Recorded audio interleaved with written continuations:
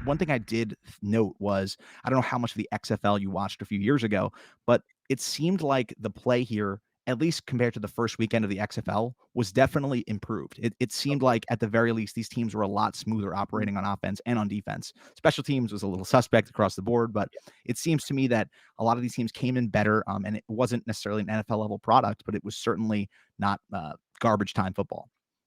Yeah, special teams is definitely something to note because I put on my story like early on in the day, early on in the first game of the day, I was like, these kickoff coverages are Oh my god. suspect as they get. I am Yeah. seeing huge holes open up on every single kickoff return or punt return. Like someone's taking a kickback, and sure Yeah. enough, a punt got taken back in the Panthers game, but it got called back. Yeah. But yeah, Yeah. I was just waiting for it to happen. Hopefully, they get to clean up the special teams as they go. The announcers kept going ahead and saying like these guys got to play offense and defense, or offense or defense and special teams because there's only like 38 man Yeah. rosters. So maybe that's something like these guys just aren't used to playing special teams. These guys Yeah, are used and to I being think that's wide like a receivers, skill. or corners, or linebackers. Yeah, I think that's like a skill that a lot of these guys probably were not preparing Yeah, to have to flex in these games, and we're gonna see yeah, more.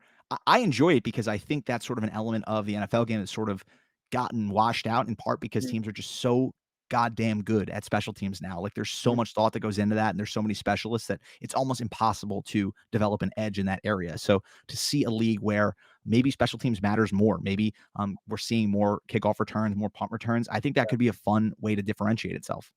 yeah. And if a USFL player wants to get back to the NFL, be the best special teams player in the league.